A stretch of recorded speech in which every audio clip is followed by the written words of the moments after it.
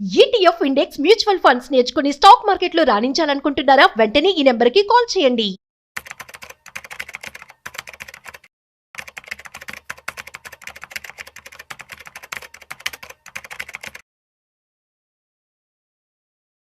Sir నమస్తే sir. నమస్తే అండి. సుందరరామరెడ్డి గారు, ఈ మధ్య కాలంలో ఏ ఒక్కరి నోట విన్నా కూడా రూపీ ఫాల్ అవుతుంది, డాలరు స్ట్రాంగ్ అవుతుంది.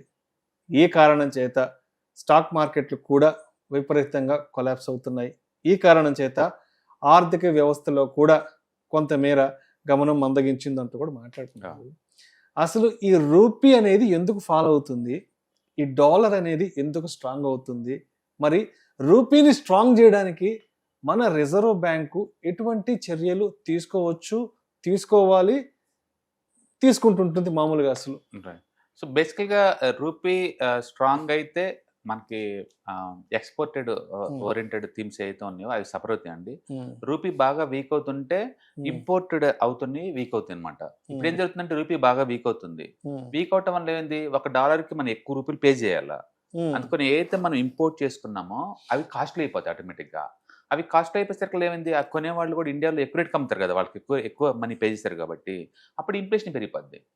అంటే రూపీ ఎంత వీక్ అయితే ఇండియాలో ఇన్ఫ్లేషన్ అంత పెరిగింది ముందు రోజుల్లో, ఎందుకంటే ఇంపోర్ట్స్ కాస్ట్ అవుతుంది కాబట్టి. ఇండియా మొత్తం ఎకానమీ దగ్గరగా 4 ట్రిలియన్ ఎకానమీ అండి. ఆ 4 ట్రిలియన్లో కూడా మీరు 450 లక్షల కోట్లు అనుకుంటే దాన్ని, అండ్ అందులో ఒక 30% మాత్రమే మన ఎక్స్పోర్ట్స్. టోటల్ జీడిపిలో ఎక్స్పోర్ట్స్ వాటా ఎంత అంటే 30% ఉంది. మిగతా 70% ఇంపోర్ట్స్ మనీ. అంటే అప్పుడు రూపీ వీక్ అవుతుంది అనుకోండి, ఏం సఫర్ అవుతుంది అంటే ఇంపోర్ట్స్ అన్ని సఫర్ అవుతారు, ఎక్స్పోర్ట్స్ అన్ని హ్యాపీ ఫీల్ అవుతారు. వాళ్ళకి ఫెస్టివల్ డేస్ అనమాట వాళ్ళకి. అందుకని ఒక 80 లక్షల కోట్ల వర్త గల మన జీడిపి అయితేనేమో దీన్ని ఎంజాయ్ చేస్తుంది రూపీ వీక్ అవటం వల్ల. బట్ మిగతా మొత్తం కూడా దగ్గర ఒక 3 లక్షల కోట్ల పైన అన్ని కూడా ఇంపోర్ట్స్ అన్ని కాస్ట్లీ అయిపోతాయి. పర్టికులర్గా ఈ ఆయిల్ ఇండియాలో 90% ఇంపోర్ట్ చేసుకుంటారు. అందుకని ఆయిల్స్ అన్నిటికీ మనం కొంత డాలర్లో కొంత ఇండియన్ రూపీలోనే పే చేస్తున్నాం. రష్యా వాళ్ళ దగ్గర ఉంటేనేమో ఇండియన్ రూపీలోనే పే చేస్తున్నాం, బట్ బయటకు తీసుకుని అయితే మనం డాలర్లో పే చేస్తున్నాం. అందుకని అవన్నీ కూడా రూపీ వీక్ అయ్యే కొద్దీ ఇంకా ఎక్కువ అవుతుంది అనమాట. అండ్ రెండోది, ప్రతి ఇంటర్నేషనల్ ఈవెంట్ ఏదన్నా జరిగితే, ఇంటర్నేషనల్ మార్కెట్ ఏదైనా స్ట్రెస్ అవుతుంటే లేదా వార్ లాంటి ఏమైనా జరిగితే అలాంటి సంవత్సరంలో 10% దాకా వీక్ అవుద్ది. అది కామన్. అది అంటే నార్మల్గా అయితే 3 to 4% తగ్గుతా వస్తుంది రూపీ మామూలుగా అయితే, మామూలు టైంలో. బట్ ఎప్పుడైనా ఇంటర్నేషనల్ మార్కెట్లో వర్స్ట్గా ఉన్నప్పుడు మాత్రం ఆ సంవత్సరం మాత్రం 10% దాకా డ్రాప్ అవుతుంది అనమాట. ఇప్పుడు ఏం జరిగింది, అది అప్ టు 2000 వరకు కూడా ఇండియన్ రూపీ ఎప్పుడు కూడా 3.5 to 4% డ్రాప్ అవుతా వచ్చింది. ఆ తర్వాత 2008లో ఏమైంది, ఆ టైంలో వరల్డ్ వైడ్ రిసెషన్ వచ్చేసింది. ఆ ఒక్క సంవత్సరంలో రూపీ 27% డ్రాప్ అయిందండి. ఇప్పుడు 10 డ్రాప్ అయింది ఈ సంవత్సరం. బట్ 2008 నుంచి 9 మధ్య 27% డౌన్ అయింది మార్కెట్, అది రూపీ ఆ టైంలో. దాని మీనింగ్ ఏంటంటే ఇంటర్నేషనల్గా ఏదైనా ఈవెంట్ ఉంటే రూపీ వీక్ అవటం, డాలర్ స్ట్రాంగ్ అవటం అనేది నార్మల్ థింగ్ అది. ఆ తర్వాత మళ్ళీ 2009 to 2010లో అండి ఇండియన్ మార్కెట్ బాగా రైజ్ అయింది, ఫారిన్ మనీ బాగా వచ్చిందనమాట. దాంతో ఇండియన్ రూపీకి డిమాండ్ పెరిగి రూపీ ఫస్ట్ టైం బాగా బలపడింది, 11% మనం బలపడింది. అంటే రూపీ వీక్ అవుతుంది అనుకుంటున్నాం, కానీ అప్పుడప్పుడు ఇలా ఎకానమీ ఇంప్రూవ్ అయితే ఫారిన్ అమౌంట్ బ్యాక్ ఇండియాకి వచ్చేస్తే రూపీ స్ట్రాంగ్ అయ్యే ఛాన్స్ ఉంది. It's happening 2009. ఎందుకంటే 2008లో మార్కెట్ డ్రాప్ అయింది కదా, 2009 నుంచి పెరగడం స్టార్ట్ అయింది, రూపీ కూడా స్ట్రాంగ్ అయింది. ఆ 1 yearలో 11% దాకా స్ట్రాంగ్ అయింది. మళ్ళీ అగైన్ 2011లో 14% డౌన్ అయింది, ఎందుకంటే యూరో క్రైసిస్ వచ్చింది ఆ టైంలో. అండ్ ఆ టైంలో ఆల్మోస్ట్ 10% డౌన్ అయింది. తర్వాత మళ్ళీ 91 అంటే దాని మీనింగ్ ఏంటంటే ఎవ్రీ ఇంటర్నేషనల్ ఈవెంట్ ఉంటే, ఇంటర్నేషనల్గా ఏదైనా వార్ లాంటి జరుగుతుంటే రూపీ 10% కన్నా పైన వీక్ అవటం అనేది మామూలు విషయం. వార్ లాంటి ఏం లేకుండా ఉంటే ఇండియన్ రూపీ 3 to 4% డ్రాప్ అవటం మామూలు విషయం. ఇప్పుడు ఏంటంటే ఈ గల్ఫ్ వార్స్ ఇవన్నీ వచ్చేసినాయి కదా, సింగిల్ డేకే 0.8 నుంచి 1% దాకా డ్రాప్ అవుతుంది ఈ మధ్యకాలంలో. లాస్ట్ 1 month 4% డౌన్ అయింది, లాస్ట్ 1 yearలో మొత్తం 10% డౌన్ అయింది. దాని మీనింగ్ ఏంటంటే ఎవరైనా అమెరికాలో ఉన్న మనోళ్ళు ఇండియాలో కనుక ఇన్వెస్ట్ చేస్తుంటే వాళ్ళ ఆస్తులు 10% డౌన్ అయినట్టు లెక్క. అదే ఇండియాలో పెట్టకుండా వాళ్ళు అమెరికాలోనే అమెరికన్ బ్యాంకులో పెట్టుకున్నారనుకోండి, అదొక 4.5% వడ్డీ వచ్చింది, ప్లస్ ఈ 10% సేవ్ అవుతాయి కదా. అదే ఇండియన్ స్టాక్ మార్కెట్లో పెట్టారనుకోండి, మార్కెట్ పడిపోయింది, అది లాసే, కరెన్సీ కన్వర్షన్ లాసే. అందుకని ఎఫ్ఐస్ డబ్బు రావట్లేదు ఎందుకు రావట్లేదు అంటే ఇండియన్ రూపీ బాగా వీక్ అయిపోతే వాళ్ళు రారు, ప్లస్ మార్కెట్ పర్ఫార్మెన్స్ లేదు. అంటే ఇండియాలో ఉండి ఇండియాలో పెట్టే వాళ్ళకి స్టాక్ మార్కెట్ 12% పెరిగినా పర్వాలేదు, కానీ వాళ్ళకి మాత్రం ఒక 18 దాకా పెరిగితేనే వాళ్ళకి లాభం వస్తుంది అనమాట. అందుకని ఈ కరెన్సీ వీక్నెస్ ఎంతకంత ఆగితేనే అంటే ఫారిన్ నుంచి అమౌంట్ లోపలికి వస్తుంది. కాబట్టి ఇండియన్ రూపీ వీక్ అవుతుంటే ఎక్స్పోర్ట్స్ అందరూ హ్యాపీగా ఉంటారు. ఈ రూపీ కనుక స్ట్రాంగ్ అవుతుంటే ఇంపోర్ట్స్ అన్ని హ్యాపీ ఫీల్ అవుతుంటారు. బట్ ఇప్పుడున్న కండిషన్స్కి ఏంటంటే ఇన్ఫ్లేషన్ చాలా ఎక్కువ ఛాన్స్ ఉంది ఇండియాలో. ఇన్ఫ్లేషన్ ఎక్కువైతే వడ్డీ రేట్లు పెంచుతారు దాన్ని మ్యాచ్ చేయడం కోసం. వడ్డీ రేట్లు ఎక్కువ పెడితే ఇండస్ట్రీకి ఇష్టం ఉండదు, అది మార్కెట్ డౌన్ అయిపోద్ది. అందుకని ఇప్పుడున్న మార్కెట్ వరస్ట్ చాలా కంగారుగా చాలా స్ట్రెస్గా ఉందన్నమాట. ఎందుకంటే రోజుకి మార్కెట్ ఓపెన్ కాగానే ఇండియన్ రూపీ జస్ట్ 0.7 అలా పట్టం మామూలు విషయం అయిపోయింది. ఈ మధ్య ఆర్బీఐలు సర్క్యులేట్ చేశారు, పర్ డే ఈచ్ బ్యాంక్ దగ్గర $100 మిలియన్ కన్నా ఎక్కువ డాలర్ లాంగ్ పోవద్దు అన్నారు డాలర్ మీద. స్టిల్ నిన్న అంత పెద్ద న్యూస్ వచ్చిన తర్వాత కూడా ఇండియన్ రూపీ -1లో ఓపెన్ అయ్యి +1లో ప్లస్ 0.1లో క్లోజ్ అయింది. అంటే ఈవెన్ ఆర్బీఐ చేసే ప్రయత్నాలు కూడా విఫలమవుతున్నాయని అర్థం. అంటే మార్కెట్ చాలా బెరిష్గా ఉంది, చాలా బెరిష్గా ఉంది. అందుకని అన్ని రకాల అసెట్ క్లాస్ బాగా కరెక్షన్ గురవుతున్నాయి. అండ్ బిట్కాయిన్ డౌన్ అవుతుంది, స్టాక్ మార్కెట్లు డౌన్ అవుతున్నాయి, గోల్డ్ సిల్వర్ కూడా నార్మల్ రేంజ్లోనే మూవ్ అవుతున్నాయి. అండ్ వడ్డీ రేట్లు ఒకటే కొంచెం ఆశాజనకంగా కనబడుతున్నాయి. కాబట్టి డెట్కి కొంచెం ఎక్కువ ఇంపార్టెన్స్ ఇవ్వడం బెటర్ ఈ వారు ఈ న్యూస్ అయిపోయేంత వరకు కూడా. సరే, ఇప్పుడు డాలర్ అయితే స్ట్రాంగ్ అవుతుంది, సరే అది ఆ దేశానికి మంచిది. ఇప్పుడు డాలర్ స్ట్రాంగ్ అయితే ఆ దేశం అనకండి, దాన్ని రిజర్వ్ చేసుకున్న ఎవరికైనా బెనిఫిటే కదా. సరే, ఎవరికైనా బెనిఫిటే, డాలర్ స్ట్రాంగ్ అవుతుంది. మనం వెళ్ళి డాలర్ ఏం చేయలేం కాబట్టి ఇప్పుడు మనం కూడా మన రూపీని స్ట్రెంథెన్ చేసుకోవాలి, మన రూపీని పైకి లాగాలి అంటే మరి రిజర్వ్ బ్యాంక్ ఆఫ్ ఇండియా ఏం చేస్తే మన రూపీ స్ట్రాంగ్ అవుతుంది? రిజర్వ్ బ్యాంక్ దగ్గర ఉన్న డాలర్స్ని కొమ్మరిస్తూ ఉండాలి మార్కెట్లోకి. రిజర్వ్ బ్యాంక్ దగ్గర వాళ్ళు స్టోర్ చేసుకున్న డాలర్స్ మొత్తం అమ్మటం బిగిన్ చేస్తే అప్పుడు డాలర్ మళ్ళీ ఇండియన్ రూపీ ఆగిపోద్ది. బట్ ఎంతకాలం అట్లా? నువ్వు ఆర్టిఫిషియల్ ఆ రూట్లో ఆపలేవు దాని మార్కెట్ని, ఆర్టిఫిషియల్గా ఆ రూట్లో ఆపలేవు. దాని బదులు ఇంపోర్ట్స్ తగ్గించుకున్నావు అనుకో, నువ్వు వాళ్ళకి డాలర్ ఇచ్చే పని లేదు కదా. ఇంపోర్ట్స్ తగ్గించుకుంటే అంటే మేక్ ఇన్ ఇండియా కనుక నువ్వు స్పీడప్ చేసావు అనుకోండి, ఇండియా నుంచి బయటికి వెళ్ళే పని లేదు కదా డాలర్స్ ఏమి కూడా, అప్పుడు స్ట్రాంగ్ అవుతావు. ఇప్పుడు ఒక కామన్ మ్యాన్ కి ఉన్న ప్రశ్న ఏంటంటే, సరే ఇప్పుడు ఏదో ఇన్ఫ్లేషన్ పెరిగిపోతుంది, ఏదో 6 to 7 ఇన్ఫ్లేషన్ పెరిగిపోతుంది, ద్రవ్యోల్బణం పెరిగిపోతుంది, డాలరు స్ట్రాంగ్ అయ్యి ఆ రూపీ ఫాల్ అవుతుంది కదా, మరి రిజర్వ్ బ్యాంక్ ఆఫ్ ఇండియా ఎక్కువ కరెన్సీని ప్రింట్ చేసి మరి జనాల్లోకి వదిలేస్తే మరి మన రూపీ కూడా స్ట్రాంగ్ అవుతుంది కదా అన్న ఒక ఆలోచన కామన్ మ్యాన్కి ఉంటుంది. ఇది సరైన ఆలోచనేనా? బేసికల్గా ఆర్బీఐ అన్లిమిటెడ్ ప్రింట్ కొట్టింది అనుకోండి, అమౌంట్ ప్రింట్ కొట్టింది అనుకోండి, రూపీని ప్రింట్ కొట్టేసి డాలర్ కొంట బిగిన్ చేసింది అనుకుందాం. అది ప్రొడక్టివిటీతో వచ్చింది కాదు, అది ఆర్టిఫిషియల్గా వచ్చింది. అది మార్కెట్లో ఓవర్గా రూపీ సర్క్యులేట్ అయిపోయి ఇన్ఫ్లేషన్ పెరిగిపోద్ది. ఇన్ఫ్లేషన్ ఎక్కువైతే ఏమొద్దంటే ఇక దాని కంట్రోల్ కోసం వడ్డీ రేట్లు పెంచాలా. టర్కీలో వడ్డీ రేట్లు ఎంతో తెలిసిన 35% అండి. మనం ఇక్కడ 10-11 ఇక్కడ 6కి అలసిపోతున్నాం, 7-8 వామ్మో అంటున్నాం. టర్కీలో ఒకసారి గూగుల్లో టైప్ చేయండి, 35% అండి వడ్డీ రేట్లు. ఎందుకు అంత వచ్చిందంటే ఇన్ఫ్లేషన్ ఆ రేంజ్లో ఉందాడా. అంటే ఇప్పుడు ఇన్ఫ్లేషన్ ని తగ్గించుకోవడానికి రిజర్వ్ బ్యాంక్ వడ్డీ రేట్లు పెంచుకోవటమే, వడ్డీ రేట్లు పెంచాలి, అంతేగాని రిజర్వ్ బ్యాంక్ డబ్బులు ప్రింట్ చేసి జనాలకి బ్యాంకులో వదిలితే అది వర్కౌట్ అవుతుంది, అది వర్కౌట్ అవ్వదు. అందుకని ప్రొడక్టివిటీ పెంచలేదు అనుకున్న ప్రొడక్టివిటీ పెంచాలి. అందుకని లోకల్ గా ప్రొడక్టివిటీ పెంచాలా, ఎక్కువ పెంచి ఎక్కువ ఎక్స్పోర్ట్ చేసుకుని ఎక్కువ డాలర్లు ఎక్కువ వస్తుంటాయి కదా మనకి. డాలర్ ఎక్కువ వచ్చే కొంది మనం డాలర్ స్పెండింగ్ కూడా తగ్గించుకున్నాం అనుకోండి, అవి మన దగ్గర నిల్వ ఉంటాయి కాబట్టి మరి పెరుగుతుంటాయి. అందుకని డాలర్ స్ట్రాంగ్ అవుతాయి. ప్రపంచంలో చిన్న చిన్న కంట్రీలన్నీ బ్యాంక్రప్ట్ అయిపోతాయి, ఇంపోర్ట్ చేసుకున్న దేశాలు మొత్తం కూడా. ఇవాళ రిపోర్ట్లో డాలర్ వరల్డ్ వైడ్గా రిజర్వ్ కరెన్సీ, నువ్వు ఏది కొన్నా అవతలకు డాలర్లు ఇవ్వాలి.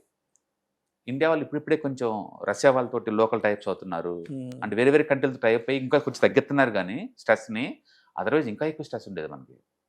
సరే, ఇప్పుడు డాలర్ స్ట్రాంగ్ అవుతూ రూపీ ఫాల్ అవుతుంటే ఒక సామాన్యుడి లైఫ్ స్టైల్లో ఎటువంటి మార్పులు చేర్పులు ఉంటాయి, ఒక సామాన్యుడు ఎటువంటి ఇబ్బందులను ఎదుర్కొంటుంటాడు, అదేవిధంగా ఒక వ్యాపారం చేసుకునేవాడికి అతను ఎటువంటి ఇబ్బందులను ఎదుర్కొంటుంటాడు, ప్రతి నెల ఉద్యోగం చేస్తూ నెల జీతం మీద ఆధారపడేవాడు తను ఎటువంటి ఇబ్బందులు ఫేస్ చేస్తుంటాడు, ఈ డాలర్ పెరగడం, ఈ రూపీ ఈ తగ్గడం, ఈ క్రమాన్ని తను ఎలా బ్యాలెన్స్ చేసుకుంటాడు? ఫర్ ఎగ్జాంపుల్ అబ్రాడ్లో మన చుట్టాలు ఎవరైనా వర్క్ చేస్తున్నారు అనుకోండి, ఎవ్రీ మంత్ డబ్బులు పంపిస్తాడు అనుకోండి, ఈసారికి మనకి ఎక్కువ రూపాయలు టైప్ వస్తాయి కదా, సేమ్ మనీకే. అవతల $100 పంపించారనుకోండి, ఎవ్రీ మంత్ వచ్చే దానికన్నా ఎక్కువ వస్తాయి కదా, ఎందుకంటే రూపీ వీక్ అవడం వల్ల. అంటే ఇన్కమింగ్ మన వాళ్ళు ఎవరైనా రిమిటెన్స్ పంపిస్తే వాళ్ళకి అది అడ్వాంటేజ్, ఎక్కువ డబ్బులు వస్తాయి కాబట్టి. ఓకే, అది ఇన్కమింగ్. అవుట్ గోయింగ్ లో ఏమవుద్దంటే ఎవరైనా గ్యాస్ స్తంభం తీసుకున్నారనుకోండి, ఆ గ్యాస్ ఎక్కడో ఖతర్లో టైర్ అయ్యి షిప్ రూట్ల ద్వారా ఇండియాకి వచ్చి ఇక్కడ మళ్ళీ స్టోరేజ్ ద్వారా మీ దగ్గరికి వస్తుంది కదా ఫిల్ చేసుకొని. ఈ మధ్య ఇంత కాంప్లెక్స్ స్ట్రక్చర్ ఉన్నట్టు వాళ్ళకి తెలియదు కదా. అక్కడ రేట్లు పెరిగింది అనుకోండి, మధ్యలో గవర్నమెంట్ అడ్డుకుంటే తప్ప నీకు రేట్లు పెరుగుతాయి కదా. ఇప్పుడు గ్యాస్ రేట్లు నువ్వు పెరుగుతున్నాయి కదా. అలాగే గ్యాస్ కటింగ్ వాళ్ళు ఉన్నారనుకోండి, వాటి మీద సర్వే అవుతున్నారు అనుకోండి, అది సప్లై లేదు కాబట్టి వాళ్ళ లైఫ్ స్టైల్ ఎఫెక్ట్ అవుతున్నాయి కదా. అందుకని రూపీ స్ట్రాంగ్ అయినప్పుడల్లా లేదా వీక్ అయినప్పుడల్లా చిన్న కూడా దాని దగ్గర ఎఫెక్ట్ అవుతారు. చిన్న ఎఫెక్ట్ అవుతారు. అంటే మనం రోడ్ సైడ్ తాగే కాఫీ టీ కూడా గోల్డ్ కూడా ఎఫెక్ట్ అవుతుంది. ఎందుకంటే వరల్డ్ వైడ్ గా గోల్డ్ కొనేది అమ్మేది డాలర్లో అండి.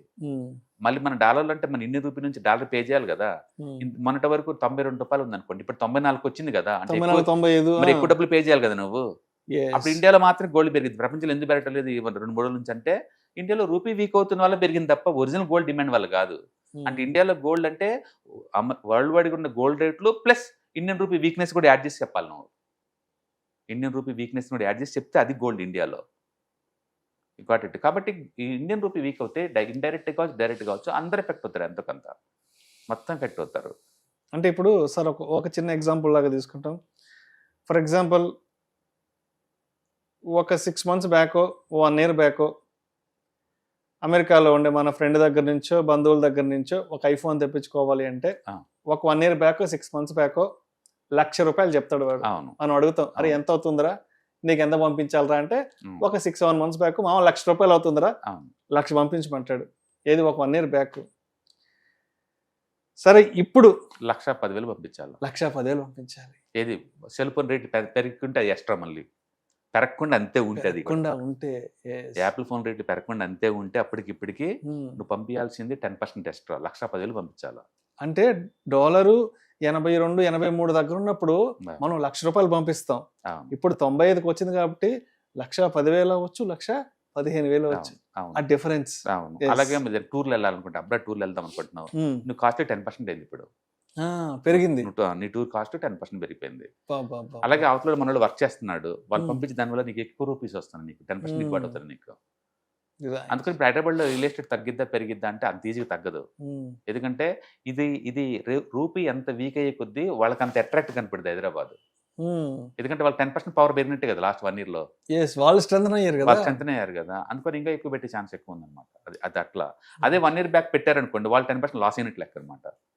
అట్లా రూపీ అనేది డెఫినెట్ గా ఎఫెక్ట్ చూపిస్తుంది. పర్టికులర్ ఇంటర్నేషనల్ బిజినెస్ చేసే వాళ్ళకైతే హెడ్జింగ్ చేసుకుంటా ఉంటారు, అందుకని టీసీఎస్ ఇన్ఫోసిస్. అందుకని పర్టికులర్ గా ఎక్స్పోర్ట్ ఓరియంటెడ్ థీమ్స్ ఉన్నాయి. ఫుడ్ ప్రాసెసింగ్ ఒకటి, అండ్ టెక్స్టైల్స్ ఒకటి, ఐటీ ఒకటి, ఫార్మా ఒకటి, వీటికి మంచి రోజులు అనమాట యాక్చువల్గా.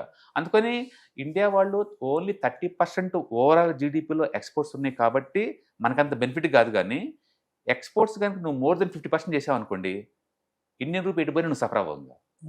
మీరు ఎక్స్పోర్ట్స్ కనుక ఓవరాల్ జీడిపిలో 50% ఎక్స్పోర్ట్ల మీద సర్వే అవుతున్నాను అనుకోండి, ఇండియన్ రూపీ ఎంత వీక్ అవుతే నీకు అంత బెటర్. అప్పుడు వీక్ అయితే బెటర్ అనుకుంటున్నావు ఇంకా, ఎందుకంటే ఎక్కువ రెవెన్యూ జనరేట్ చేస్తాం కదా, మనం ఎక్కువ ఇన్కమ్ జనరేట్ చేస్తాం కదా. అందుకని మనలాంటి కంట్రీస్లో రూపీ వీక్ అయ్యే కొద్దీ ఇంపోర్ట్స్ కాస్ట్ అయిపోయి సఫర్ అవుతూ ఉంటాం. బట్ చైనా వాళ్ళకి అలా కాదు. చైనా వాళ్ళు 50% కన్నా ఎక్కువ ఎక్స్పోర్ట్ చేస్తారు వాళ్ళు. అందుకని వాళ్ళు కావాలని వాళ్ళ మనీని వీక్ చేసుకుంటారు, ఆర్టిఫిషియల్గా వాళ్ళు డౌన్ చేసుకుంటారు, దాన్ని డివాల్యూషన్ అంటారు దాన్ని. ఎందుకంటే వాళ్ళకి ఎక్కువ అమౌంట్ వస్తుంది కాబట్టి. రైట్. కాబట్టి సామాన్యుల కాడ నుంచి అందరు కూడా ఈ రూపీ నుంచి అందరికంత ఎఫెక్ట్ అవుతారు. ఇండియాలో ఇప్పుడు ఎందుకు ఈ పెయిన్ అంటే టోటల్ జీడిపిలో ఎక్స్పోర్ట్స్ ఓన్లీ 30% ఉంది. అంటే 30% ఇండస్ట్రీలు అందరూ హ్యాపీ ఫీల్ అవుతారు రూపీ వీక్ అవుతుంటే. బట్ 70% ఎక్స్పోర్ట్స్ ఇంపోర్ట్స్ అన్నీ కూడా కాస్ట్లీ అయిపోయి సఫర్ అవుతూ ఉంటారు. అది ఎంత అంటే 10% కాస్ట్లీ అయిపోయినాయి. ఇప్పుడు బయట నుంచి కొన్న ఆ డబ్బు నీ మీద వేస్తాడు కదా. అంటే ఇండియాలో ఇన్ఫ్లేషన్ పెరగబోతుంది, వెరీ క్లియర్ అనమాట. ఇండియాలో ముందు రోజుల్లో ఇన్ఫ్లేషన్ పెరగబోతుంది అని అర్థం. Right sir. Thank you sir. Thank you so much Sundaranarayana గారు. ఈ డాలర్ అనేది ఎందుకు పెరుగుతుంది, రూపీ ఎందుకు పడుతుంది, డాలర్ పెరగడం వల్ల రూపీ తగ్గడం వల్ల ఒక సామాన్యుడి నుంచి ఒక బిజినెస్ మ్యాన్ వరకు వాళ్ళ లైఫ్ స్టైల్ ఎటువంటి మార్పులు చోటు చేసుకుంటాయి అన్న దాని గురించి చక్కగా తెలియజేసి thank you so much sir. Hello friends, financial freedom మీద వెబినార్ జరగబోతుంది. ఇది డైలీ 3 hours ఉంటుంది, 3 days ప్రోగ్రామ్. దీంట్లో మీకు ఫైనాన్షియల్ ఫ్రీడమ్ ఎలా సాధించవచ్చు via with ETFs, index funds, mutual funds ద్వారా డీటెయిల్ గా ప్రాక్టికల్ వేలో మీకు ఎక్స్ప్లెయిన్ చేయబడుతుంది. అండ్ దీంట్లో ఎనీ డౌట్స్ ఉన్నా సరే ఇమీడియట్ గా వెబినార్ లోనే ఎక్స్ప్లెనేషన్ చెప్తారు. అండ్ అలాగే మ్యూచువల్ ఫండ్స్ ఎగ్జామ్స్ ఎవరైనా రాద్దాం అనుకున్నా సరే, మ్యూచువల్ ఫండ్ డిస్ట్రిబ్యూటర్గా మీరు సెటిల్ అవ్వాలన్నా సరే ఎలా చేయొచ్చు, వాటికి సంబంధించిన డీటెయిల్ ఎడ్యుకేషనల్ వివరాలు మొత్తం కూడా ఈ ప్రోగ్రాంలో డీటెయిల్గా చెప్పబడుతుంది. కాబట్టి ఎవరైనా సరే ఈ వాలటిలిటీ ఉన్న ఈ స్టాక్ మార్కెట్లో స్టేబుల్గా ఉండి అండ్ మంచి returns via with ETFs, index funds, mutual fund ద్వారా ఎలా సంపాదించవచ్చు, ఎందుకు ఇవి ఇంపార్టెంట్, ఫైనాన్స్ చేయడానికి ఎలా ఉపయోగపడతాయో ఇవన్నీ కూడా డీటెయిల్ గా ఎక్స్ప్లెయిన్ చేయబడుతుంది. కాబట్టి ఎవరైనా ఇంట్రెస్ట్ ఉన్న పార్టిసిపెంట్స్ అందరూ కూడా ఈ అవకాశాన్ని వినియోగించవలసిందిగా కోరుతున్నాను. Thank you.